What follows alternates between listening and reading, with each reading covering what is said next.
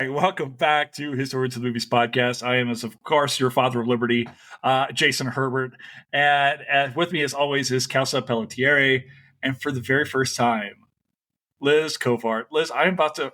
Can I brag on you now? Can I just go? We're talking about the final episode. We should get it out of the way. Okay, can I start? Because I want to ask you like so many things. I've told you a little bit about this before, but I feel like the audience should know just what kind of inspiration you've actually been to my own career, especially as HATM has continued to evolve over the last 6 years. You know, I came to your podcast years before that and was like, it was the very first history pod I ever listened to, right? And I was like, who is this person and what's Liz doing? And I found it amazing. And I hope this comes out the right way. I was in awe of you for like forging this whole different path for a scholar that I had never seen before. And as HATM continued to like happen and stuff like that, you were such like an inspiration for me. Like, oh, I guess I can just keep going because like there's people out there like Liz, right? And there's like Jackie Antonovich, right, with Nursing Cleo, stuff like that. You know, there are a few folks out there that I really drew inspiration from. But I have to tell you, you were like prime center number one. And actually, I only ended up hearing about this Franklin series from you. You messaged me. I was like, hey, you know about this? I was like, yes, I do know about this. So I am thrilled to finally. You've been a friend to me for so long. You've always been like to offer advice, you know, good tidings, you know, and so forth. So I'm excited that you are here today. So thank you for being here. Well, thank you. And thank you for doing this series. Truth be told, I wanted to do this for even, you know, I work for the Colonial Williamsburg Foundation now. So we were trying to pitch Apple on it, but we just couldn't get to the right people. And I was like, you know what? I don't have time to do the miniseries in a way that needs to be done. But I've admired your work. And I was like, you know what? It fits better with Jason and, you know, historians at the movies. So I'm really glad you were been able to do this series. And I'm grateful to be a part of it. I was saving you for last. So, you know, when I was like trying to line one of the things we were trying to do different on Say This versus the Masters of the Air series was have different people in every single week. So we get like a different flavor. You and I were just talking beforehand, like, you know, Joanne was here or, you know, other people. Like I can't even begin to remember everybody who's been on. Seth was here and so forth. Like, but I was like, I want Liz on for the last one because I wanted to ask you about Franklin's world and all these kinds of things. So before we jump into this episode and stuff like that, you want to introduce yourself to like the powers that be, the listeners here and so forth?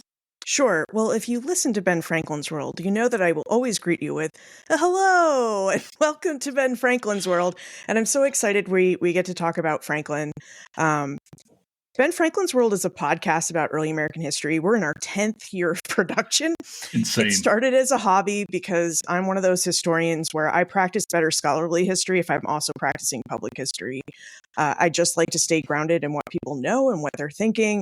And that was something that happened to me when I was an undergrad, convincing my parents that a history major could pay off, and was working for the National Park Service in Boston. And I know I've told Jason this story, but Kelsa, this may be new to you. I worked there for 5 summers, and I worked there the summer before, and then 4 summers after David McCullough published John Adams. And I hope we get to talk about the John Adams absolutely in this series. But I went from people coming into Boston, you know, the National Park Service, they cover the Freedom Trail. When I worked there, it's all different now. Now the Rangers cover everywhere. You worked either downtown or in the Charlestown Navy Yard. I had done both, and I mostly worked in the Charlestown district, and I liked it because I could go talk about Bunker Hill, and then we had a World War II destroyer, the USS Cass and Young, and when I worked there, we still had a lot of World War II vets, so I could always be getting these oral histories. Plus, we're in one of the original 6 Navy Yards that President John Adams at the time commissioned.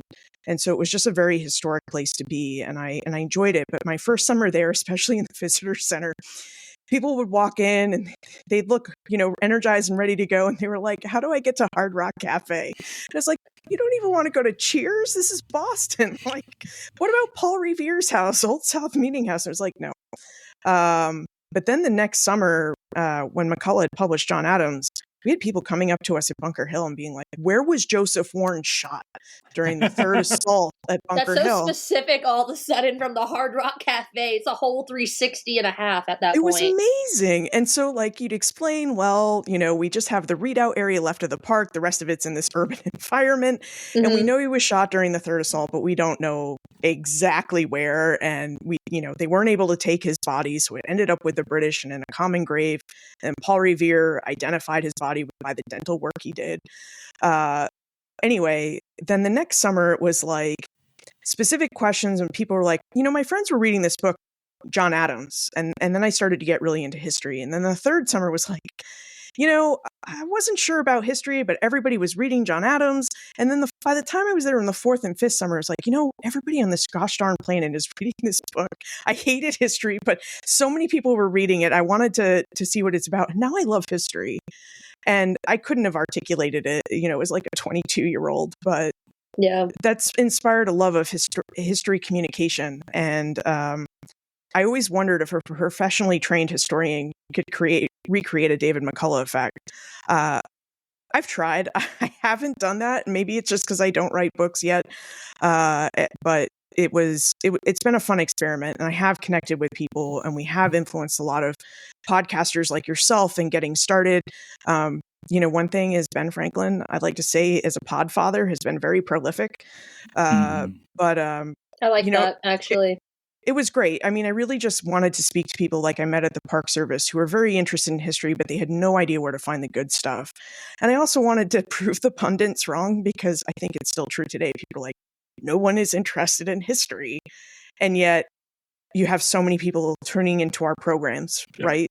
And seeking out history. It's not true. People are interested. They just don't necessarily know where to find it. And they don't necessarily know what the good stuff is. And I mean that like the highly researched, highly readable, interesting work. And so I think what programs like ours does, you do this mostly through films. I do it through books and historic sites.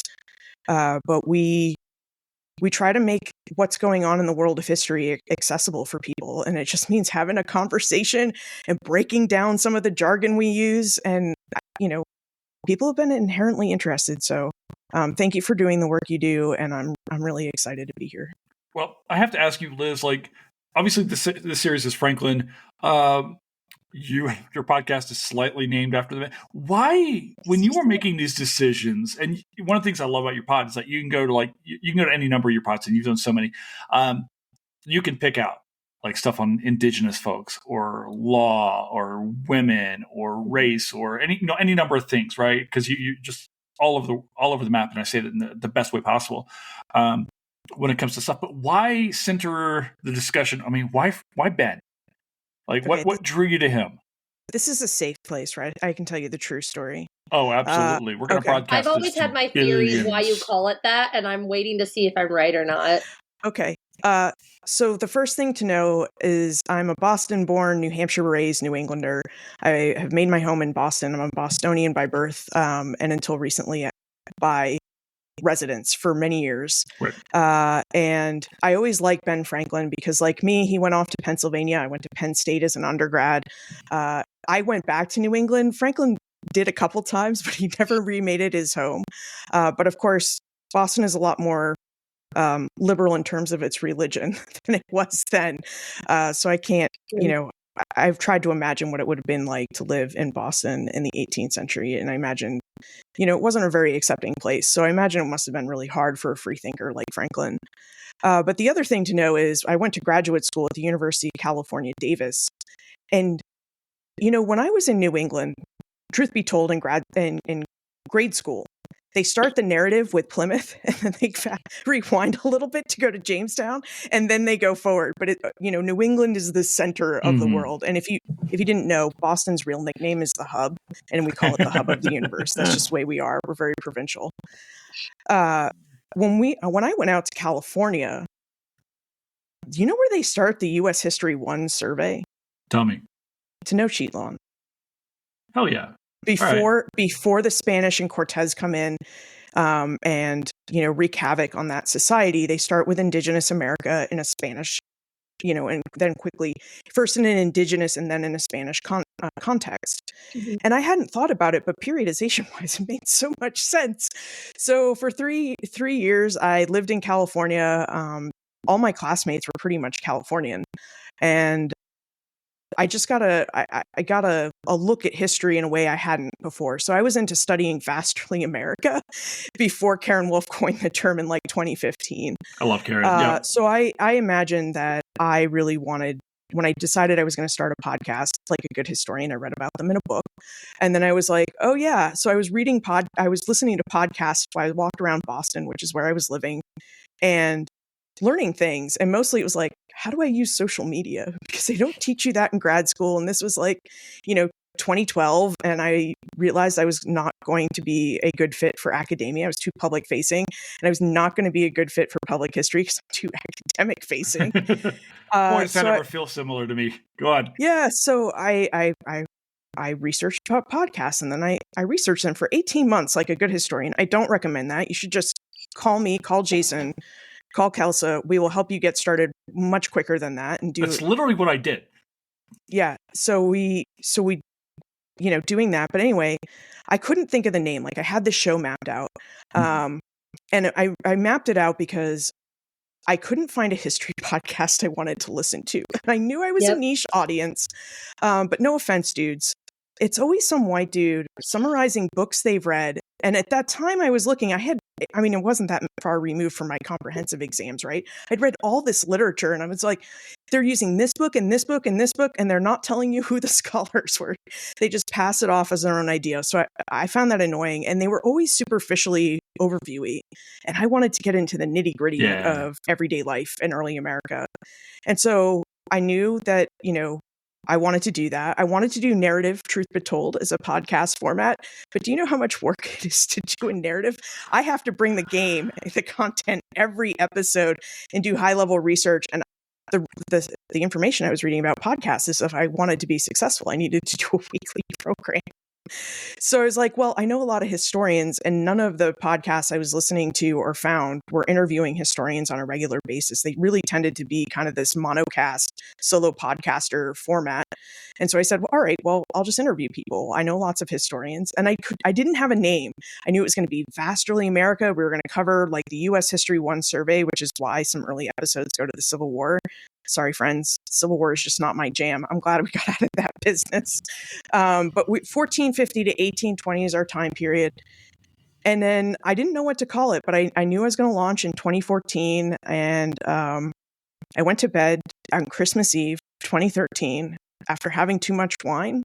I forget which movie we were watching. And then I kid you not, I sat up bolt right at about 3:30 in the morning on Christmas Day. And I said, Ben Franklin's World or Ben Franklin's America. And then I thought about it, and I was like, that's ingenious. And at the time, I didn't know how to buy my own URLs. So my partner works for Google, and he's like sleeping. And I'm like, God, I just want to wake Tim up. Like, now that I have this URL name, everybody's going to be thinking about it. So that was like the first thing. It was like, Merry Christmas. Will you please buy me a couple of URLs? So I nailed down to Ben Franklin's World because I felt like, Franklin was into everything. And there's not a subject he really wasn't interested in, which meant there wasn't a subject about early America I couldn't cover. Yep. And he's also, my strength as a historian is the long Revolutionary era. I'm at home very much in the 18th century, very early 19th century. And what I realized was like, Ben Franklin, you may not know his name, say you live in China, right?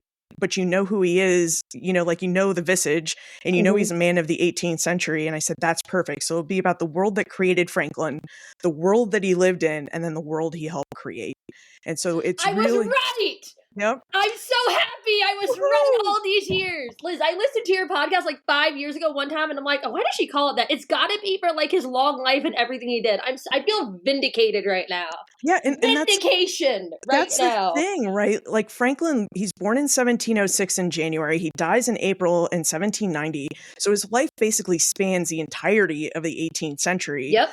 And that's our sweet spot on the podcast. We do 17th century stuff and a couple episodes that are a little earlier, and we do go a bit later, especially when you're trying to show continuity But man, we're really at home in the 18th century. And as a scholar of the American Revolution, the culture and the politics of it, that's where I wanted to be. So I thought it would work. Most people get it. They're like, oh yeah, Ben Franklin's world. It's about his world. And then every once in a while I get angry comments or reviews or emails where it's like, this isn't a show about Ben Franklin. I was like, no, but of all the founders, we have the most episodes about Franklin.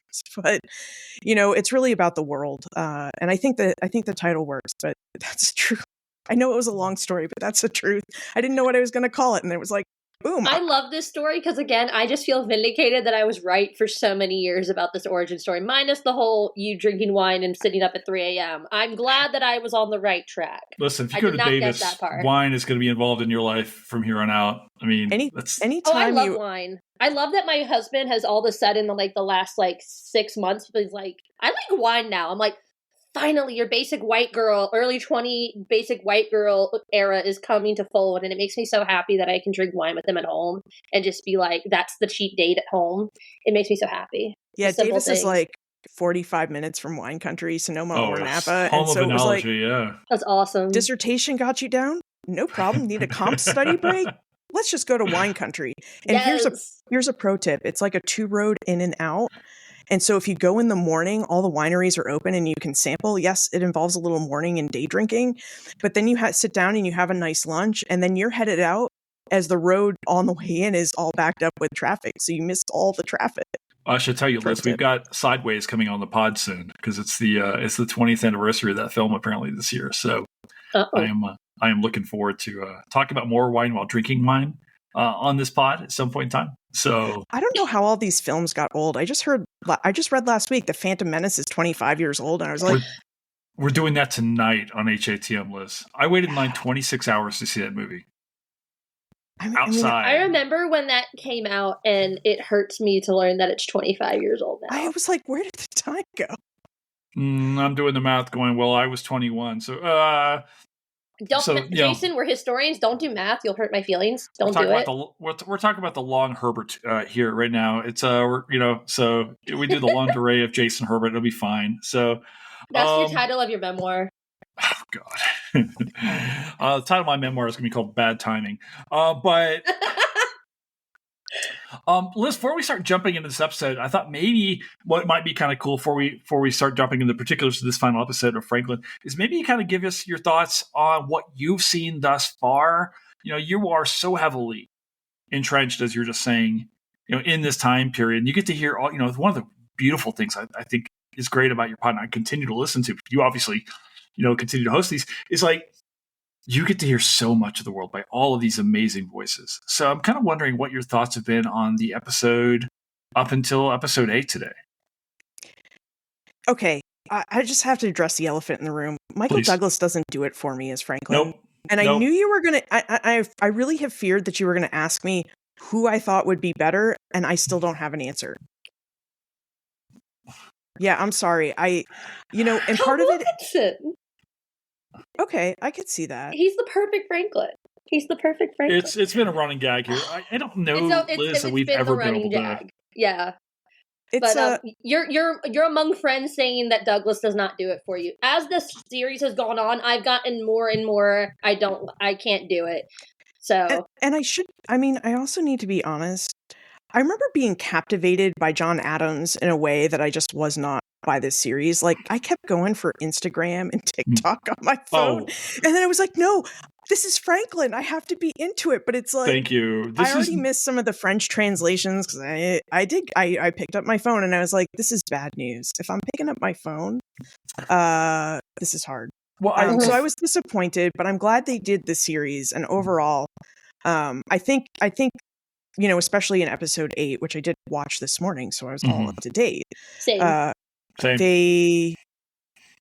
I think they highlighted a lot of things that kind of get glossed over in our books, like what siding with the Americans meant for the French and what it cost them. Mm-hmm. And I do think they spent way too much time on the relationship between Ben and William Temple. And I was like, where's Benny Baish? Like, this whole time? Like, where is he? But they're in Switzerland, right? Getting educated, which is why Temple can speak French so well. And Temple would have been a little bit older, I think, when he was the secretary for this committee. Yep. I had to look this up today, but he was born in 1760. So yeah, I went down the Temple rabbit hole this morning, so I could talk intelligibly. I'm so sorry that you did that to yourself. Well, I needed to know because like all you read in the books, right, is like Temple is this big disappointment, and he gets Franklin's papers and he kind of divvies them up and sells them because he's so broke. And yep. Of course, as a historian, you just want to cry. Yep. It doesn't really lead us to know anything about Temple in the final credits as we're watching. It's like talking about, okay, at Ben's funeral, there's 20,000 people in attendance, blah blah blah. No Temple, nothing.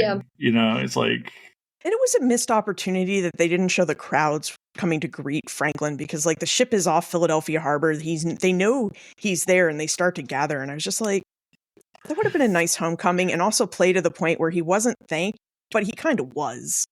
Jason has heard me say this for like 3 episodes now. They're going to end it the same way they started, of him leaving on a ship and no contacts after. I called it for like 3 episodes ago. And I'm not going to lie. So, Liz, I've said this before on the podcast, but it's always fun to tell the story. So, Dr. Sheath, who, Sheila Skemp, I think is her last name. Mm-hmm. I can't remember all of a sudden. Yeah, Sheila Skemp. Thank you. So I had coffee with her a few years ago. So this is like before COVID times, like the whole genre of like my life that is different now. But we had coffee and stuff because of my research, and I asked her about stuff because like I love Claudian Lopez's book on Franklin and French women and everything, right? And she told me this story about how Claudian Lopez started to write a book on Temple, and she got so mad at him that she stopped writing the book. And I came across those notes at the American Philosophical Society. And it's like, you can tell like where she was going with the book and all the notes with like Temple stuff and translate, and then it just abruptly stops. And I'm like, oh, this is that moment. But yeah, it's so interesting how I agree with you. I don't like how they go back and forth between Temple and Franklin. Jason and I have talked at length about that too, so I fully agree with you. I don't like how they don't age him to look like a fucking grown man by the end of the series. And it came up the last episode, like the concept of time means nothing in this show. The concept of time means nothing in the show, and I hate it. And like, just put some lifts in his damn shoes to show that he grew up a little taller. Like, come on, bro. It's like the simple things they could have done. And like, one of the things I feel like they did the worst on was Temple's character throughout this entire thing. Oh, besides the CGI stag, and that's a whole different thing that I hate because it was too much Twilight era. Oh my God, there's life in the elk's eyes crap. And I'm going to go on a tangent, but yeah, I fully agree with you on that. If you can't tell, I hate the CGI. Well, let's dive in now, I guess, to this final episode, because we've constantly kind of wondered, hey, are they going to stick the landing? Some of these episodes have been better than the others. We had a real low point a couple episodes ago. Last week was a bit better of a return to form. Like you're saying, Liz, I don't think this series is that great. I was also excited. I think, Liz, my younger boy is actually named after Ben Franklin. But really more after Tom Wilkinson's portrayal of Franklin and Adams than Franklin. Like, I think I named my child more after the idea of Franklin than Franklin himself, right? And we talk about, well, Franklin was never a thing. Well, there's a whole bunch of memorabilia all the way around the United States for the last 200 years that suggests that, we talk about the man we talked about this with Joanne, I have some of it on my bookshelves. I have like a whole lot of Franklin kitsch. Yeah. Like, is that not a thank you to the man? I mean, he never got a formal, thing from Congress or something like that. I mean, I get it. Yeah, and maybe one of the strengths of this series has shown that he did not have, like we were talking earlier, all of the answers when it came to. And I think that was the thing, is like, because again, as Americans, we talk about this, about the idea that many times people like Washington or Lincoln become infallible in the American mythos, in American mythology. They are these larger than life characters. And I think sometimes maybe we have a tendency to want to think about Franklin in that regard as well. Generally, maybe scholars don't, because they know him so intimately. But for folks like me, I'm a scholar of early America, but I'm not a scholar of the Revolution. I'm a scholar of Florida, which we'll get into here in a bit as well. So we open up this final episode, and what I think the strength of these last couple episodes have been is like showing, okay, the war is finally over. and everyone's still on really uneasy ground. The French are trying to cut out the Americans. The Americans and British are trying to cut out the French. What were your thoughts on this? On seeing, Liz, like these early negotiations between Franklin and Jay and Adams and the English, of all things? Well, let's just say I didn't agree with the portrayal of John Adams. I'm sure you've probably already talked about it, but Franklin and Adams had already spent a lot of time together traveling to Canada and New York. And they'd had the whole air bath incident and things. So I always forget about that. John Adams. You want to spell that out with the air bath incident? You need to explain that. Yeah. Sorry, I thought that's usually well-trodden ground when you talk about Franklin. I thought we talked about that, Jason. I'm so sorry. So you have to keep in mind that when you're traveling in early America, the most likely place you're going to stay, there's not like a Hampton Inn or things on the road. You stay in a tavern, or you ask people if you can stay on their floor for the night. And so Franklin and Adams stop it in this tavern. It means they're going to share a bed.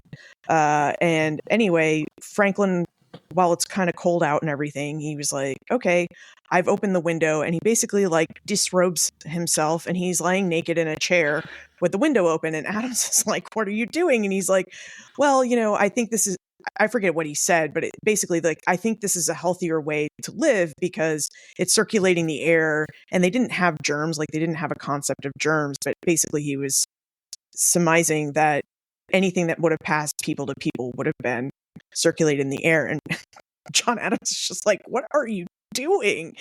So they fight about the temperature of the room. So that's a famous air bath incident. But you don't go from that to accusing Franklin of accusing John Adams of trying to kill Franklin. I don't think their relationship was ever that acrimonious. But I do think one of the things that they did do well, especially in the last episode, is they're trying to negotiate, right? Let's talk about that cod industry, which had New Englanders all up in arms with they had to save those fishing rights. And that was a primary concern. And I think what they did is they showed all the different interests, right? And they didn't show all the different interests because all of the 13 colonies have their own kind of blocks of interest that they're trying to negotiate. And then France has its own interests of why they got in the war, which was to thwart England and basically get retribution for the severe losses they took at the end of the 7 Years' War in 1763. So they view this, for the French, this is a second 7 Years' War in which they want to be involved so they can get back the territory, especially islands in the Caribbean, and rebuild their wealth, which is part of the reason that, as they are already alluding to, France is already heavily in debt at the time when the Americans come. And what was Vernier's line? You're asking me for another 6 million livres. Yeah, and that actually does happen. That actually does happen. That's my favorite scene in this whole entire episode is watching them all be undercutted and pissed off, but then having this agreement. A variation of that story gets told, and for all accounts that we have about it, it is true. Vergennes and him have a final meeting, and there's an understanding. It wasn't out of contempt for the other, but it was that game of chess and everything. But Franklin does get told he has to ask for more money to Vergennes. After he's already announced all that. So I thought that whole bit was great. I was like, I appreciated that. It was good. I think one of the things as I'm watching through early on, and maybe this is, again, as scholars, and when we kind of talk to folks, when we kind of curate these episodes or things like that, especially, when I was teaching high school, I would often show film in class, but curate them along and kind of talk about things like decisions that are made, things like that. One of the things that you don't see, we all know about this, is we don't see Native people at the negotiating table. And it's not explicit in these early scenes as well. We see a couple references at times. There is a line where they ask Franklin, and he says, by whose right are you negotiating? He says, by the right of the nation we will become. And quite literally, the term manifest destiny has not been coined yet. But that's quite literally what people are talking. This idea we are going to spread the boundaries of the Appalachian Mountains are no longer valid. We are clearly moving west, and I think Liz or Kelsa, can you guys talk about maybe that was about the intentions of the early Americans as they eyed moving forward from 1783? Was there an immediate thrust west or south, or a attempt to Oh, yeah. grow? Was there okay? Let's collect ourselves, and then we'll try to figure out what to do. We see these lands all the way to the Mississippi, plus the navigation rights of the river itself being highly contentious in these debates. And Liz, that's a whole issue later on too. So totally. Liz, are they trying to move west immediately? Is Franklin envisioning a shining sea America? What's behind their thoughts? I think the movement west is a little bit more progressive than you make it. It just seemed like it wasn't like, let's go right to the Mississippi. Is a little bit more progression. So I ended up writing my dissertation about Albany, New York, and the Dutch descendants that are there, because I had asked my advisor, Alan Taylor, why everybody in California, and I experienced in the Park Service too, like you get all these people from around the country and they'd be like, yeah, you'd be like, oh, what are you doing? And I'm visiting New England and tomorrow we're off to New York. And it'd be like, oh, New York, not part of New England. But my California friends, my first year in grad school, had this same notion. And I asked Alan, I was like, why does everybody outside of New England think that New York and New England are the same region? Fast forward 7 years later, my answer is there was this big post-revolution migration outward. So the way New England towns were set up, especially with primogeniture, the idea that the eldest male gets to inherit, every successive generation runs out of land. You can only divide the land so much before you don't have any to bequeath sons. So by the end of the Revolution, and even before that, New Englanders have run out of land, except up in Maine and New Hampshire, and then what will become Vermont, which, if you ask the New Yorkers, was technically part of New York, and if you asked people I grew up with, it was technically part of New Hampshire. But they viewed New York, and so one of the things to bring up Native Americans, indigenous people were fighting and had their own views in politics throughout the Revolution. The Oneida, out of the Six Nations, quite famously side with the revolutionaries. Not that that really helped them much as land gets parceled out in New York. But the other five nations, because of their neutrality and because many of them sided with the British, are basically told they have to leave New York. And so many of them end up in Canada. A lot of them stay, but it becomes rough going, because what happens is in 1777, there's something called Sullivan's Campaign. And basically, a lot of New England troops are in this campaign, but it is like leave nothing behind. It is like Sherman's march through the South before the Civil War. They just burn everything. They kill women and children. And it's, during this campaign, Saratoga before it, and then in 1779 is Sullivan's Campaign. These New Englanders that see all of what we would now think of as central and western New York on all the lands they have to offer, and this is where a lot of war bounties are being granted, they can't get over the land. And so by this one scholar who's measured the numbers, he said 700 to 800,000 New Englanders leave New England. And that's just New England, because you have to remember Virginia and other states, or, Pennsylvania, they're all pushing west. So they don't immediately push to the Mississippi, but it's coming because they can see these waves have. And actually, just as something point, by the time the war is over, states haven't agreed on boundaries. So New York is negotiating with Connecticut, they're negotiating with Pennsylvania, and they're negotiating with Massachusetts as to where their boundaries are. And essentially, New York agrees to give up land profits for the sale of lands to the New Englanders, to Massachusetts and Connecticut, in exchange for sovereignty, the right to govern the land in what we now know as present-day New York. And like South Carolina and Georgia, they're fighting over boundaries. So to your point, Jason, this is an unsettled time, not just as they're in the map room, in the series negotiating, and then Oswald circles what is North America. They're having those contestations at home too. Yeah. The war against the Shawnee continue on into the 1790s, if I recall correctly. And of course, that's obviously this guy who specializes on indigenous Florida.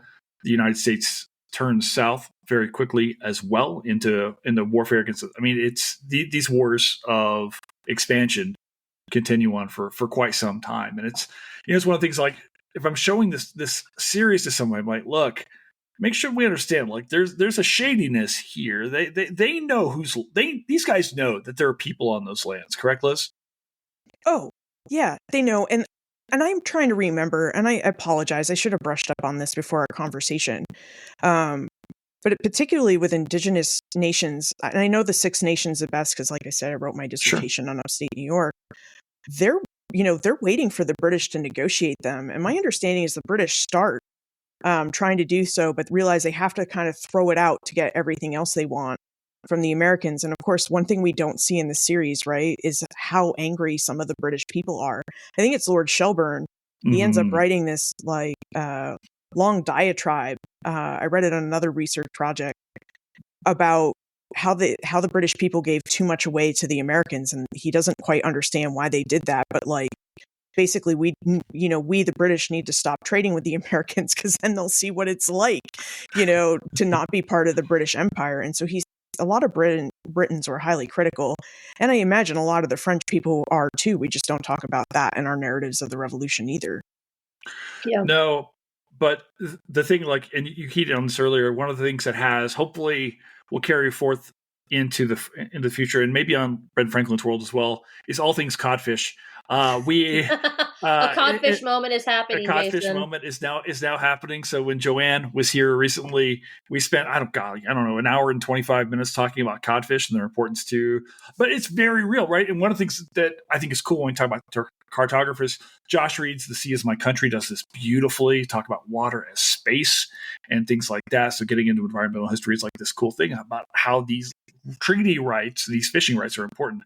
But also, Liz, like, it allowed us to coin now, as Kelsa was just saying, the codfish moment. The moments now on HATM that speak only exclusively to you, which we'll come back here in just a bit.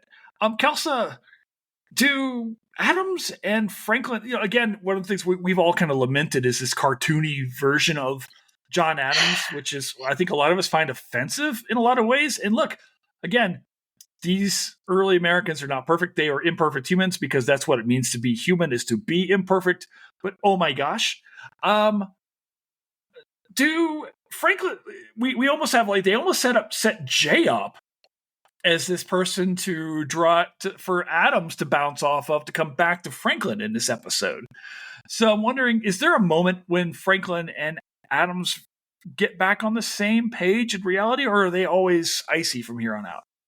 They're always a little icy, mostly on John Adams' side, because, again, this is backpedaling, but in the earlier episodes, Liz, if you remember, where Adams goes through Vergennes and offends Vergennes and says, I don't want to treat with you anymore. There's a whole side thing that happens here where Franklin has to, by Vergennes' request, write to Congress for Adams' recall and says, I have to do duty in my station. I don't want to do this, but I'm required, kind of deal. And there's a whole slew of back channeling and like smear campaign, and a lot of it's like head speared by Abigail Adams, which is really, really cool because, like, again, like, noticeably a lot of women are removed from this outside of like being like the dumb queen or like romantic interest for Franklin or romantic interest for Temple in this entire series. But on the other sides of that, there's a lot of talking about how Adams is offended and that his honor is now in question because he was recalled. Like, to be like, it's one of those things, like, you're removed from the job that you were tasked to do. Well, you're looked at as like a failure. It's like an attack on your character and things like this. So there's this underlying dislike of Franklin the entire time, especially once his wife moves there and stays for a while, and then they both get to interact with French society, and they don't like how Franklin's living his life. A lot of those comments are pretty accurate, but it's so aggressive from one end to the other that I hate it. Like, they had still, like Liz has already talked about, like, they've had a good working relationship to a point still. It wasn't just so hot and cold all the time. And so it's like the caricature of Adams I hate. Weirdly enough, he looks like Adams in some of his portraits in that period. We talked about this in length, by the way, Liz, from a few episodes. It was like, holy shit. It looks like he stepped off a portrait, but damn, it's such a bad representation in a lot of ways. And again, though, part of that is because they're trying to fit too much. They're trying to fit 9 years of material into 8 episodes, which, again, time means nothing in this series. You would think it's all happening in like 6 months in some ways. But no, Adams and Franklin have an understanding. It is true that Adams is pretty firm when it comes to, like, obviously about the codfish rights. That's pretty accurate.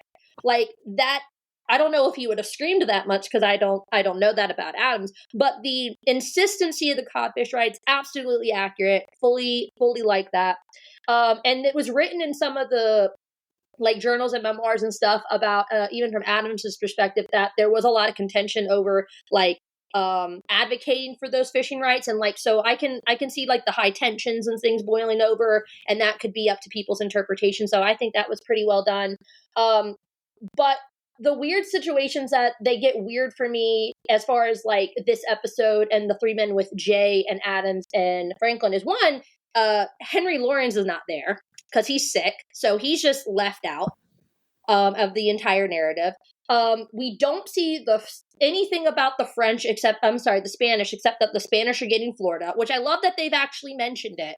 But one of the whole side things I've talked about this last episode is John Jay comes in still respecting Franklin, but very hardlining, like, no, we need to assert and not work with the French because he mistrusts the Spanish, because he got completely screwed over while he was essentially being equivalent of an ambassador to Spain and following around the Spanish court and everything, and gets like teased around and not helping or anything like this, because the Spanish want nothing to do with the Americans, right? That nothing's changed from all the colonial times and stuff like this.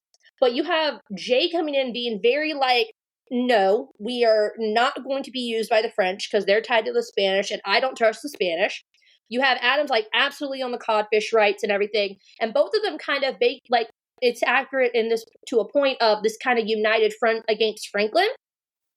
But it's not this antagonistic. Like they have firm disagreements, but there's a lot of animosity in this episode. And again, that's probably like you have bits and pieces of that are true, but it's all condensed down into one episode. So it feels very abrupt to me in a lot of ways.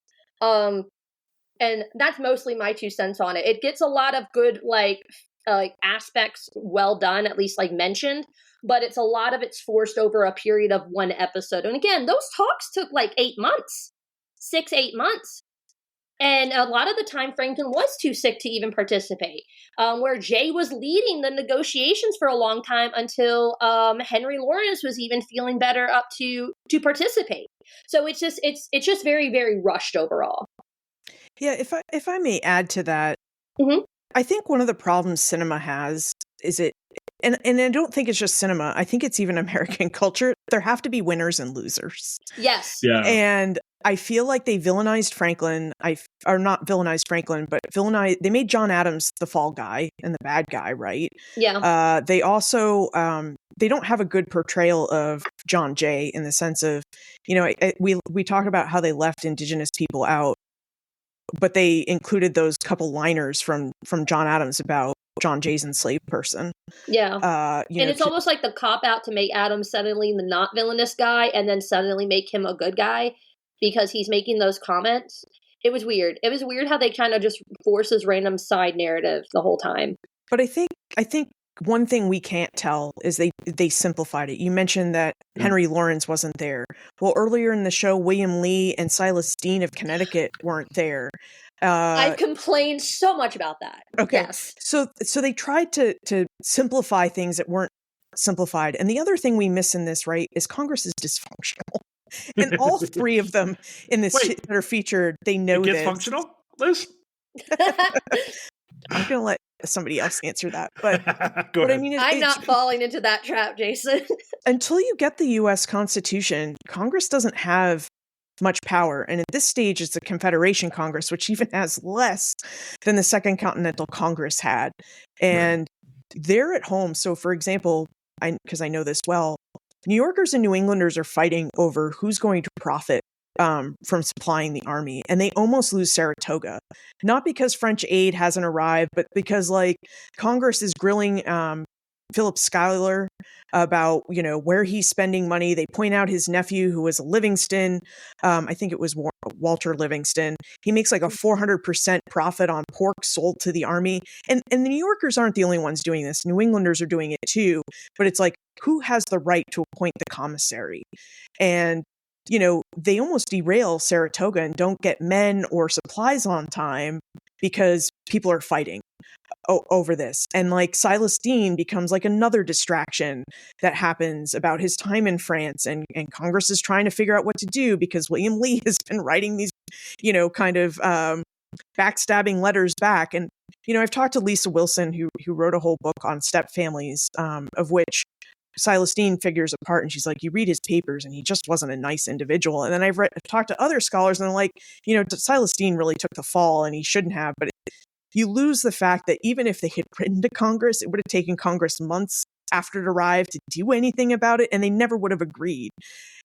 And so I really appreciated, and I don't know if this is how it went down, but John Adams suggesting the lines about how they'll recommend to the states that the British get reparations for the enslaved and physical property and financial property that they lose as a result of having it confiscated. And so many states that had these confiscation laws, in part to pay for the revolution and their burdens of the revolution, because what it shows, if they were very careful with the wording, is Congress doesn't have power. In fact, the British decide that outside. They're like, Congress doesn't have the power to do anything. And it also gets to the nature of the fragility of the Union. We talk about that today, right? That the Union, and Congress seem a bit dysfunctional and so partisan. And it's really nothing new. What fascinates me, of course, now is the Articles of Confederation. And you have hundreds of years of the colonies saying, we're not going to unite. And then under the Articles of Confederation, which are in play, they go into effect in March of 1781 when Maryland finally ratifies them. Mm-hmm. And, they say right out in the document, this isn't spelled out in the Constitution, but it is spelled out in the Articles of Confederation. They are now involved in a perpetual union. So this is like a shotgun marriage where 13 different colonies, a little lesser number of regional differences get together, and they can't agree on anything. So this isn't anything new, and I think you kind of lose that. But to introduce the complexity of adding these characters and adding this dysfunction, they'd never get this series made. It probably would. I don't know if they could have done it in 16 episodes. No, you have to make some decisions, right? So maybe we don't see some of these players that we would have liked to. I think also because, frankly, the general audience doesn't know them. I think most people know Franklin and Adams. Less, I think, so is less well known as a guy like John Jay, who obviously we all know, but not in the American zeitgeist like we might think about. There's an important component here that we don't see when they flash back and forth. They only flash back to the colonies, a couple times, which is, what do we do, or what can be done for loyalists after the war? And there have been a few books written on this. It's a thing that I'm familiar with just because the Floridas obviously, don't go back to don't go along with the colonies, at least early on. So can either of you speak to what happens with the loyalist questions? What happens if you were like all about king and country, and now you've got no king and you've got a new country? What happens here? Are loyalists facing retribution on the part of former rebelling colonists, on the part of their new? How do you survive? What happens next for these folks who said, no thanks? There's a lot of great scholarship. It hasn't been published yet, but I'm hoping for 2026 it comes out on the loyalist question. And I think, just like everything else in this new fledgling nation, it is highly regional. In Massachusetts, people are upset, but by the 1780s, they're kind of over it. And like, they welcome people, not all of them, of course, but they welcome certain people back home and everything's okay. In places like New York and South Carolina, where the Civil War aspect of the revolution was intense. In fact, these guys are fighting long after Yorktown. It's brother against brother, neighbor against neighbor, fighting each other, accusing you. I always love the records of the New York Committee for the Detecting and Defeating of Conspiracies. That's the committee you go to, by the way, if you want to turn in your loyalist neighbor. It's a revolutionary committee, and you can just tell it's like neighbor turning in neighbor, and they don't have to suspect you of much, just to cast the suspicion that your loyalties are not always not where they should be. So that's a long answer of saying it really varied. And in some places it took longer than others. But I do think, unless you were notorious, unless you were like a William Franklin, people have kind of forgiven you by the 1790s. Yeah. To piggyback off what Liz said, fully agree. Like, definitely it's regional heavy, especially. I was reading Benjamin Karp's new book about the Great New York Fire of 1776. I need to finish that review, actually. But something that was really interesting is how that book talks really well about how anti-loyalist patriots were so early on in the war and even long after. Just after the war's over and stuff, and all these lingering animosities because of, like Liz already said, like this grueling Civil War aspect on the ground, like just left such a bad taste in everyone's mouth that while in the 1790s you eventually are getting, and again, like regionally, people are getting over or forgiving each other, but in certain areas, it's especially like in New York, and Liz can correct me on that, but stuff that I've read besides this book, it lasts the longest from what I can tell in New York, as far as like lots of animosity towards loyalists, and especially even towards people who are neutral. Like there's no difference as far as what I've read towards disliking a loyalist who was actively fighting versus a bystander, which is really, really interesting as far as like when you think like the memory of the war and stuff like this too. But it was interesting seeing how in this episode, like how prominent the role of loyalists came up, especially the situation with Franklin. I actually really liked the dig that they made between Jay and Franklin about like this is just Franklin trying to get back at his son, because that's come up in scholarship and everything. Well, that's his soft too. spot, right? Exactly. That's his weak point. That's the whole thing that could actually kill him in this series, besides the gout. Like that's the line that keeps coming up the whole time that really like hurts him and everything. But I really like the fact that came up so much. I'm pissed though this entire episode, considering how much they talk about loyalists and everything, they don't talk about the POWs. Like the role of the POWs was a huge thing that came up in the negotiations. That's part of like the recompense or whatever for paying for damages between like the loyalists in North America and the Patriots' houses being burned, along with treatment and like amenities to POWs on both sides. Like I was really upset that the POW side didn't come out, because that also like ties into the loyalist aspect. But can I ask a question? Mm-hmm. What did you make of their portrayal of the dispute between Ben Franklin and his son William, which is a revolutionary loyalist dispute? Because my thing was, are they pointing it out enough that people actually understand that story? Can we assume that everybody knows the story of Franklin and his son? I don't think it's popularly known that his son was a loyalist. And the very first episode I'm watching going, are they going to talk about their son? And they kind of like, it's the big reveal at the end of the first episode, right? Like, oh, wait, there's a reason why Temple's with him and not with Daddy, you know? Yeah, it's, they do it enough for like the production value. I kind of like how they did it. And it's like every now and then it comes up like physically Franklin, like again, because Douglas is a good actor, despite the fact that he doesn't look like Franklin and all these other things that we can nitpick about. I do like production value wise how they did it. I think it was a nice undertone. Like it's always it's the elephant in the room that no one wants to talk about, of why Franklin is so invested in independence. And again, this goes back to he spent his entire life to improve the British Empire, and then he's insulted, which again, they get the cockpit scene wrong in the series, but he's insulted, and then like to hurt even more, like this episode mentions, like the heart is less forgiving or whatever. Like one of the ultimate betrayals for Franklin was that he felt abandoned by his son, who he had a genuinely close relationship with. The whole point of the series is like Temple going off to become something on his own, and like they undermine the fact, like they subtly go to it, but like Temple's a little shit. They keep trying to give him like redeeming quality moments in this series, and I fucking hate it. Like he's an asshole. Like he's not a good person. He's a huge gambler. He's a womanizer. And they have the one scene where they try to like really play off how much he does it. That makes you a bad person? The way that he goes about it, he is pretty shitty though, Jason.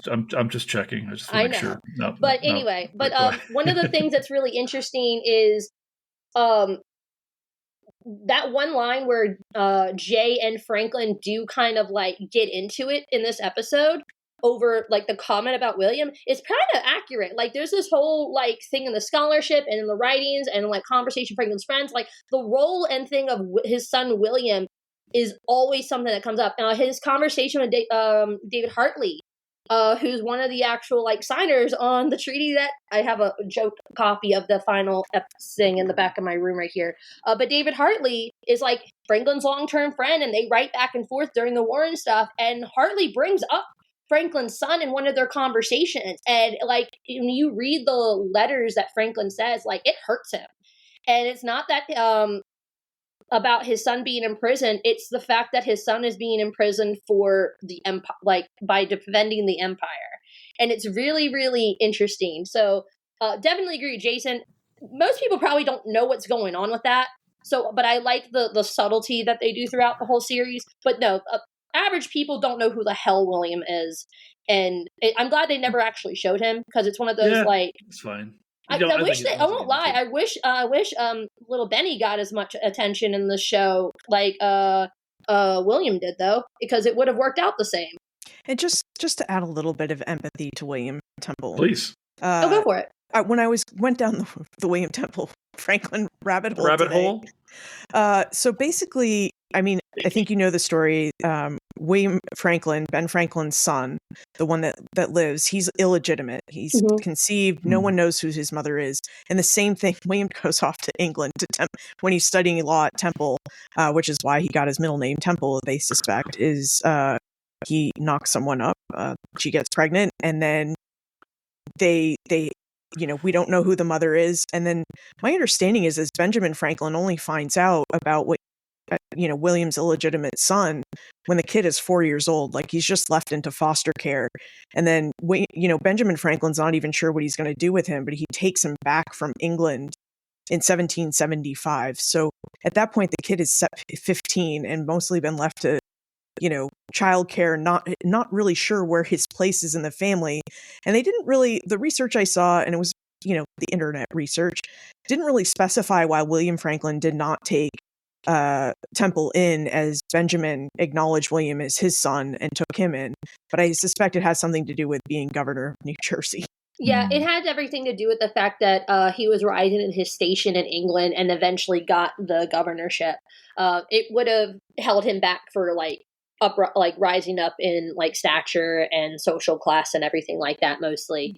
And again, it kind of like also just like alludes to like the early divergence between Franklin and William, because like one of the stories is that when Franklin when he learns that his son William is getting married, he doesn't attend the wedding. Part of that is because supposedly William rejected the woman that Franklin hoped he would marry in court. So like, it's very, very interesting. Like, it's almost like not surprising to me that he would not find out about who Temple is until later, because there was already like a rift brewing. But then it like obviously be broken once sides are chosen with the war. I want to move on to a section that we sometimes call "What the Florida." I'm upset that you haven't had that joke this whole series. I'm upset with you now. We're trying to bring it back in. We now have two dedicated sections, which is What the Florida and Codfish moment. Liz, we'll get to your Codfish moment in a bit.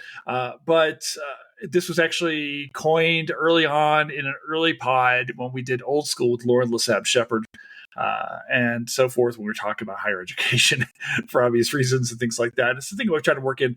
And I want to ask you, now that we're back in Florida, have you ever heard the story of William Augustus Bowles? Are either of you familiar with Bowles himself? I've heard the name before, but I don't know anything about him. I've heard the name 2 times in passing. It's Florida story time. It's Florida story time. It's just quickly. I want to give this one because there was a recurring thing with myself and my good friend Sophie Hunt, who is who at the time when I was in graduate school at Minnesota, she was at Michigan. She also did Florida, colonial Florida, and Mexico. And this guy, William Augustus Bowles, kind of shows up everywhere. And if you Google his image, you'll see why you see him so often on the page. What's his name again? I'm looking him up right now. William Augustus Bowles. You're welcome, folks. If you're listening right now, congratulations. It's Bowles. That is correct. Yes, and you found him. I'm assuming. Oh yeah. So I've seen his image, but I didn't know who he was. It's a fascinating story. So he is a Maryland-born loyalist who, after the war, flees into what we I know knew I now today recognized as him. absolutely right. Northern Florida, southern Georgia, who attempts to establish the state of Muskogee by recruiting Creek and Seminole allies and Miccosukee allies to his side. And he was going to name himself the Director General of said state. And wages a war against Spanish outposts along the Gulf. I hate to say Spanish Florida because I don't believe that term ever actually exists, but that's a book coming to you soon. So, what ends up happening though is eventually he drives everybody nuts. Alexander McGillivray, who becomes a leader amongst the Creeks, tries to have him assassinated multiple times. There's a lot of antipathy between the two. He eventually gets on everyone's nerves, is turned in later on by Seminoles, and dies in a Cuban jail cell. He actually does. The Spanish send him around the earth. I think they imprison him in the Philippines eventually. That's how much they like him. He eventually escapes, makes his way back to Florida, wages war again. Communities there betray him, turn him into the Spanish because they're like, this guy's too much for us. And he dies. He starves to death in Havana. And I want to say 1803, I can't recall the exact date. 1805. 1805. So there you go. There's your What the Florida moment. It's a fascinating story of loyalists because now you've got all these people who have got to figure out like what to do to guarantee my own liberty. This guy decides he's going to go full on, establish himself as the head of a nation state, and it kind of shows still the power that natives had in the Southeast up until that point. Now that's gonna change quickly as the United States continues to push westward and then southerly. But it's a fascinating story that I continue to come back to. That's my Florida moment. I want to ask you this, Liz, and here's the big question I wrote down and put a star next to. Did the French lose the American Revolution? That's such an interesting question. Because when the French enter and then Spain, because France enters the war, it really does become a global war. There's fighting in Gibraltar, which the Spanish want back. They don't get it back. But there's fighting in Gibraltar. There's fighting in India, and for dominance and who's going to have the actual trade out of Southeast Asia and based out of India. Pacific Islands change hands. And it's not just the French and the Spanish. The Dutch are involved in all of this too. Mm-hmm. So it is this interesting question about what they were hoping to get out of it, and whether growth of their empire. If you look at it from a growth of the empire, no, they didn't win. They used basically the American Revolution as an excuse to restart the 7 Years' War again, to try and get their property, and they don't. And in fact, they even go more broke than they were after the end of the 7 Years' War, and that leads to Louis XVI and Marie Antoinette and Robespierre and all these other revolutionaries losing their heads. The National Razor, right? Yeah. So no, I don't think they do. But I mean, I'd just like to express, as an American who had ancestors who fought in the Revolution, thank you, France. Merci for all the aid, because we really needed it, and we wouldn't be a free nation, I don't think, today if we hadn't had it. Yeah, I fully agree. I think during the time, though, a lot of them, like, you have the signs in the show that come through really well, like being annoyed that the Americans do the treaty with England, like, outside of them and everything, and all this other backstabbing stuff. In the moment, though, at least for Virgin, and I don't think it's established well enough. Early on in the episodes, it shows up, but not as much in this last episode. Again, it's a very rushed episode, in my opinion. It should have been at least 2 episodes for this entire specific thing on just the negotiation things and all this back and forth and all the secrecy stuff. Again, Spain should be involved in this. And I hate that Spain is not. I just feel like we should have seen a COD on screen. Like, someone should have been like, "What about this?" Oh, Lord. So one of the things that Jason, I lost what I was talking about. Well, how dare you? What was I talking about? I hit you with my French accent. It How is dare you?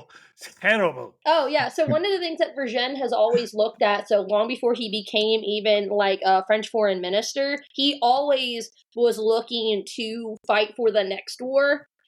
So the whole point was, and I've talked about this before and I love talking about it, so I'm going to humor myself real quick. France has a long-standing treaty of alliance with the Ottoman Empire going back to the 1500s, like early 1500s, I want to say it's like specifically late 1498 or something weird like that, since the early 1500s. And Russia is encroaching more and more and more. A little bit of parallels for us with today's conversations and politics. But they have an alliance with the Ottoman Empire. And all this time, while he is an equivalent of a French ambassador in the Austrian Empire, he sees the Austrian Empire and England and Russia trying to do this kind of compact alliance for a future war. And Vergennes the entire time watches this and sees this, has always been planning and advocating, like, we need to support a war or take another war on against England to weaken them so we can protect the Ottomans later on and all of our interest over here. So in the other side, at least in the short term for Vergennes, it's kind of is a win, because the whole point in some of the original reason for getting involved was to no longer make the British Empire where the sun never sets on the British Empire. They do that. They get rid of a lot of their colonial possessions. They weaken them a lot. There's a lot of death tolls within the British Empire. Does anyone really want Delaware? No, we're not going to. Tom Dickinson does. Okay, fine. So, like, in the short term, another Florida connection. Another Florida moment. So, in the short term, Vergennes uses this as a victory, not with the money side, but like overall, like hurting the British Empire. Yes, as a long win though, absolutely not. They do not win. Like Liz said, they're too in debt. They don't get anything extra out of it as far as repossession of old lands and stuff. The coffers are decimal at this point. And as we all know, down the road, it's all these revolutionary ideas and animosity and things is going to result in the monarchs being, beheaded. So definitely in the long run, it's a loss. Within the first 2 years after is a win, because that was part of like another long con that Vergennes is looking at the whole time. But very quickly, that is no longer the concern as events show forth. So. Liz, you just made me have a thought. And, traditionally when we do these pods, when we do like the movie pod, I prep our guests to kind of give people a general idea as far as, hey, here's some questions, especially if there's going to be like something deeper to think about. So like, I don't do that on these. I'm throwing stuff at you guys and you guys are just like knocking them out of the park here. But I do have a question, because you got me thinking about the idea from the British or French perspective about these long wars, the 7 Years' War, which I always like to call the First World War One, or World War One Part One. I don't know. But Liz, do you believe in the concept of a long American Revolution, or are these separate engagements when we talk about, say, 7 Years' War, American Revolution, War of 1812? In your mind's eye, as a scholar, and I love putting you on the because you get to be on this side of the mic for a change, and I love this. What do you think is your personal thought? Is there a long American Revolution? How do we conceptualize what's going on here? Say between 1754 or 6. It depends on how many years you call the 7 Years' War, which could be 9. I don't even know. But is there a long American Revolution, or these separate engagements? What do you think's going on here as a scholar? It's funny because how you were like, there's a Florida moment here. Yes. I'm thinking about the Dutch. They have this long 80 Years' War between 1568 to 1648 to get their independence from Spain. The Netherlands, part of the Spanish Netherlands, the northern part that is now the Netherlands, wins their independence. The Spanish Netherlands and the South Belgian does not right away. But there's a 12-year truce in the middle of that 80 Years' War. So I'm trying to think of, do you count the fact that between 1780, kind of 1782 to 1812, that there's kind of a lull? I don't know. I think the War of 1812 is a separate set of war, but I do think it's part of a longer revolutionary moment where you're trying, Americans are really trying to figure out what it means to be an independent nation. They are trying to navigate, this idea of federalism, states' power versus federal power. How do we get along in this shotgun marriage that we've now proposed after 300 years of saying no, no, no, no, and trying to make it work. And it's tough. But it also is what makes history so fascinating, and I love it. It's just so very, very complex. So no, I don't think that there's this long period of war. I think there is a break, but I do think that in the War of 1812, there's lingering issues that have not been solved that come to head in the War of 1812. And, and please don't ask me if the Americans won that war, because I think it's a mixed bag, the War of 1812, but they do get their Western outposts back. I do want to point out there is a long tradition of marrying your cousin in Georgia and South Carolina. So this is probably, coming. Was it Wim Klooster you're talking about with the Dutch? I was just thinking, because he's been on your pod, and I was like, I have a Dutch book. Oh, I actually have a Dutch section in my library because a lot of the people I studied in Albany, New York are Dutch. That makes sense. And they actually first have to create a Dutch identity, then a British identity, and then finally an American identity. Does that Dutch identity still exist? Are there hints of that in present day Albany? Not really, because fires took over and took a lot of the houses. And you can see like Philip Schuyler's mansion, a really amazing site if you happen to be in upstate New York. You can see where he has like tiles from Delft in his fireplace, but then he has other English things going on. But they stopped speaking Dutch in Albany in the early 19th century because in the 1790s, they basically start speaking, because of the New England migration, they start having Dutch Reformed Church services, not just in Dutch, but in English as well. And that may even have started in the 1780s. But once Alardius Westerlo dies, he's the last, Dutch minister that they have. It just becomes like we're left with stoop, which actually should be pronounced stope, because the double vowel is a long sound. We're left with cookies, pancake, pannenkoek. Did you have to learn Dutch for the dis? I did. Oh my gosh! It's spreek it een beetje. I speak it a little. I love it. I love it. Can I ask you? I want to move on to our section here. Liz, both Liz and Kelsa here. What's your codfish moment? What is the moment in this episode? Did you have a codfish moment when there was a moment in this episode when you were like, that's speaking to me? Like this is my moment, this little peculiar moment when maybe you recognize this amongst the few. Like there's a section here that you were like, I get that. That's my jam. So I love the codfish moment. And it's when they bring it, Adams brings it up. Like, we have to have the codfish just because that's such a well-known, I don't want to say trope, but incident in New England, right? They base their whole life on these fish that they salt, and they send it down to feed enslaved people, both in the South and the Caribbean. They're using it as a staple of food product in New England and elsewhere. Like, the cod just makes a big deal. And so I think if anything, what they didn't do is convey what the fishing industry actually meant to a good chunk of colonies. Because without it, the nation is devastated after this war. No one has any money left. And I think Brian Murphy does a good book in Building the Empire State, and there's other works that talk about the rebuilding after the war, but it is a massive undertaking, and nobody in Europe will give them any credit. So they're broke. And so if you lose the huge industry like the fishing industry, that's really going to send the United States even into more economic turmoil. Right. And we also know, Liz, like the British are going to be watching the United States, these really, in a lot of ways, this lowercase u United States in the years to come with an eye. I don't think the British are really thinking this is over. I think that there is a general sense that this is going to fail. Is it not? So everybody was waiting for it to fail. Right. So, but that's like the end of the Ancien regime. You don't really see it fail until you have hindsight. Yeah. Exactly. I won't lie, I don't know if I have a good codfish moment. I had moments going, I'm sad that's how they did that. I don't like how they ended Brilliant in the show. she still has a really close relationship with him, and they write still while he's gone. And there's actually a really sad parting of when he says goodbye to his French friend. So for me, I was a little sad. Again, this episode is incredibly rushed. But as far as like aha moment, the Codfish moment, everything, sorry,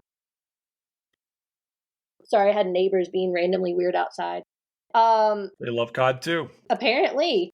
I think they might be down for fish and chips, man. I think they just might be drunk.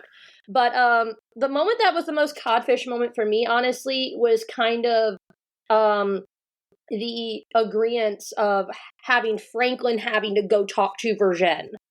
That for me was the moment, because I was just like, how are they going to do this? It was interesting that they sent Temple with the treaty itself situation, and I've heard that variation has happened.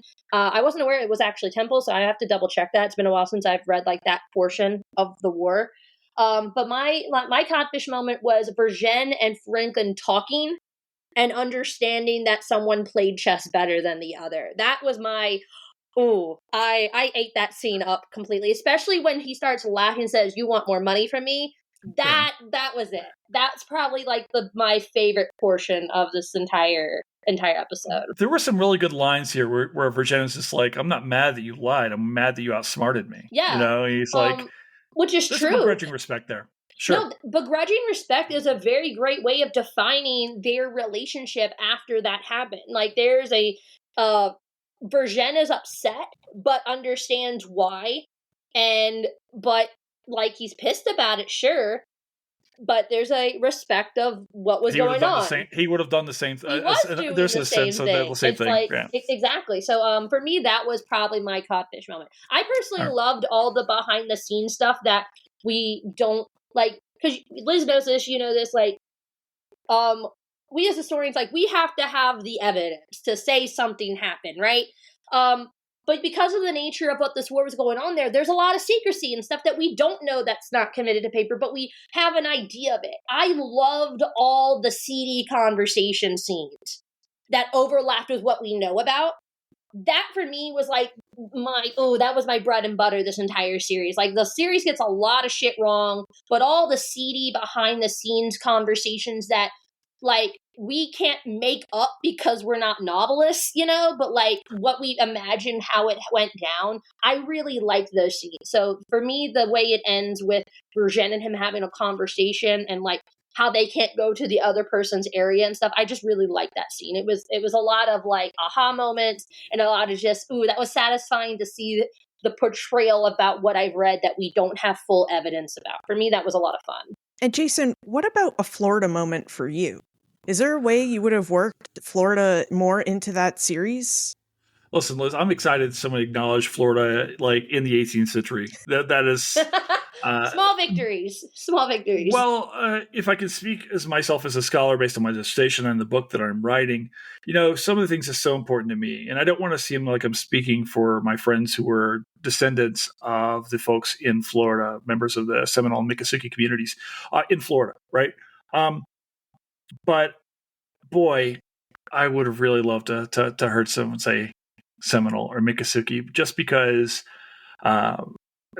it's well known that Indigenous folks have for a long time suffered in historiography or in popular memory or things like that. It's a thing like we're trying to do. But even among Native stories, oftentimes Native Floridians don't get included in those. So, of course, I would have loved to have heard about thousands of head of feral cattle roaming in Florida. Whose book is coming out in a couple of years if I ever finish writing it. No, I feel like Florida's, you know, one of the things that I talk about. Now, I want to choose my words carefully here because I think the 1619 Project did a lot of good. Ultimately, our job as scholars is to get people talking, right? No one's ever going to write the final word on anything. One of my professors at Wichita State told me maybe the single most important thing I've ever considered when it came to writing history, which is it's not my job to write the final word or get it all right. My job is to move the conversation, right? And that's really, you know, so at least, hey, we did hear Florida a little bit, which often gets left out of conversations about colonial America. We also got to hear Canada talked about, which was good. You know, and these are important conversations that were taking place during the time period. So look, I would love to, but that leads me to my question for you, Liz. As we come back, now I come back to you. asking for 6 million livres, is as we look back on the series, we've now concluded this okay-ish. I don't know if I'm speaking series. I don't know that I'll watch Franklin again. I'm glad to have seen an interpretation of him. But in your own mind, Liz, now that you've completed them, what's your overall thoughts on this series? How do you feel? Your final thoughts on Franklin? I'm glad they did this series. I think for me as a scholar and as someone, I didn't start out as a Franklin expert, and I know more about Franklin than most, but he's still not like the center of my scholarship, right? But I have found him useful because Ben Franklin, early on, before the age of 42, when he retired, he owned a media business. And so I've often thought, with Ben Franklin's world and has the businesses involved, like, what did Franklin do? Because when you read about the history of journalism and media, he plays such an important role, and like a lot of things haven't really changed since the beginning. Yeah. So I thought that, but I think for me, one of the disappointments was Michael Douglas's portrayal just didn't amount to the Franklin I have built up in my mind in the papers that I read. I imagine Franklin is like the dirty old uncle you have. Like, you can't take him anywhere near women because you just can't. He's dirty old uncle, right? He's a dirty old uncle, but he's someone who's very smart and witty. And I don't think Michael Douglas was particularly witty. So that's a disappointment. But it goes back to what scholars have said about writing biographies, right? You mentioned that no one could, that the woman who wrote Mon Cher Papa, she couldn't finish a book on William Temple because she just hated him. Yeah. You spend enough time with these people reading their papers and, learning about their actions and how they acted as they did. It's impossible not to feel like you have a sense, like you own them, but there's always aspects. Like, we don't really know what Franklin's like. We have this image, like, he's not Benjamin Franklin the way that Samuel Adams was Samuel Adams, and he was Samuel, not Sam. But Franklin was Ben. He seems so much more approachable than any of the other founders, I think. And I think Americans have this sense, like, you can be friends with Ben. And I have that sense, too. Like, after spending time, I'm like, I mean, I'm a feminist. I wouldn't have always agreed with his views on women, but, like, I think we could have been friends. We would have had common ground. But in reality, would someone like Ben Franklin talk to me? I don't know. Probably not. There's a way he liked intelligent women of any age. He would have spoken to you. He would have liked you. That's true. He has a long history of women who are not his kin making intelligent conversation with them. He would have definitely have been your friend, Liz. Yeah, I feel like I know him well enough to be like, oh, he would have liked you. He would have invited you over for tea and dinner. But yeah, Kelsa, you must have a sense. Eventually, yeah, I guess for me, the Franklin series came down to is I just didn't really believe that Michael Douglas was Franklin, and I don't really feel like he let us learn something new about Franklin, the way that I think Paul Giamatti did with John Adams way back when. And it's also a different time. Like, I don't know if people will talk about Franklin the way they were talking about John Adams, because yes, John Adams was on HBO, right? The separate cable channel, but people like Game of Thrones went out to buy the channel subscription to watch this series. And I don't see people doing that for Apple Plus for this.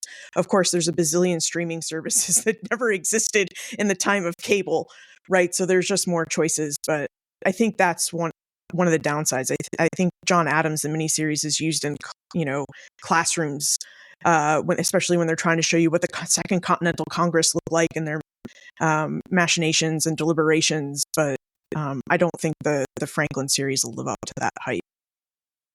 Yeah, I tend to agree. So weirdly enough, I came in with this going, I'm not going to like who plays Franklin. I just accepted that. There's moments where I like Douglas, but I went in with it just going, well, let's see. I knew he, like, again, like for me, Tom Wilkinson is my Ben Franklin. So over, like, as the series keeps going, I'm like, I don't like it as much. But then this episode kind of made me like it a little bit more. The person whose character I didn't like the entire series was Temple. I think look, I like that actor and other things. I think it was bad casting. I don't think he does the role very well, or rather, I don't think the role suited him. But yeah, if the biggest thing for me with Douglas is just the fact that his voice doesn't sound like like, our dirty old uncle or grandpa, or anything like that. And it's nothing against Michael Douglas. That's like, it's a him factor at that point. You can't just change your voice that easily unless you're a voice actor. But like, that's the part for me that kept like breaking like the fourth wall for me, that it's not Franklin, it's every time he spoke weirdly enough. But overall, I personally am glad it's here, because it's always nice to be like, hey guys, see, other things are happening outside of the battlefields. Do they get a lot of shit wrong? Absolutely. But I still like it to a point for just like reminding people, like, what is Franklin doing when he's not in North America? I do like it for that reason. I think it does a good job of reminding people that there's another side to the war, that the diplomacy matters. Because I'm sorry, war is failed. You get war because of failed diplomacy. I mean, point blank. And trying to end wars with diplomacy is just as complicated. And I like how it shows that it's complicated. It's not cut and dry. And for that, I think it does a good job. But it's definitely not going to have the same notoriety like the John Adams miniseries. And largely because, in my opinion, Adam has not advertised well for this series. It's like a lot of my friends who bring it up, like, yeah, I can't watch it. It's on Apple. I'm like, you have a subscription if you own a Mac product. And they're like, wait, really? Like, just basic things like that. People are not aware of where it is. It's not well advertised. People think they can't get a hold of it. And it's not on a normal platform that a lot of people subscribe to. So, yeah, it's not, like Liz has already talked about this in length. It's not going to sustain notoriety, but I'm glad it was made still. It does enough what I want. It's, you remember that the other things are happening with the war. The war is not just North America. There's, foreign intervention is important for the war. And I like that it reminds us that, yeah, you don't win the war without France. I do like it for that. Liz, I got one last question for you. Coke or Pepsi? Oh, I'm Team Coke. Coke Zero is like the best drink ever made. I needed it on the record. And I love Heather Richardson. We've been friends for a while. I love her to death. But man, Pepsi, Heather? Pepsi? Wait, she likes Pepsi? Oh, she's Team Pepsi. Kelsa, there's a story here between me and Heather that goes back years, right, Liz? I mean, this is we'll get into. This is when Twitter was really Twitter. When Twitter really Twittered. I love that, Liz. I don't want to ruin. There may or may not be a scholar with outspoken cola opinions who is coming on this summer, and at said point in time, she and I will rehash. So, wait, was this a Twitter thread that came out like a few years ago? This was a 5-week-long Twitter thread. I remember this. Wait a minute. Okay, I just dug into my mind palace. I remember reading this and laughing my ass off. I know exactly what y'all are talking about. It would never go away. So, but that said, speaking of going away, Liz, I have to thank you so very much for everything you do with history, for being my friend, for supporting me and helping me, guiding me along the way as we kind of develop this, and always making me feel like there was space here for everybody. I cannot tell you how much you mean to me. And I was so happy to finally get you here on this pod. I would not have done this Franklin series without you coming on. Thank you so very much for being here today. It means the world to me. Well, thank you so much. I know it's been a challenge to get me on here because I essentially gave up TV movies to podcast. Yes. So I'm not always up to speed, but this series was exciting to me. So thank you for having me and for doing this series. And Kelsa, it was lovely to meet you. It was lovely to meet you as well. And for those of you listening, I will probably meet all of you one day. We'll have a Coke. So that's all for now. Thanks everybody for being here, for continuing to support HATM. We're watching, well, by the time you listen to this, we will have watched episode 1 tonight, and I haven't even decided what we're watching next week. So stick around. We'll find out. It'll be a revolution of thought and surprises.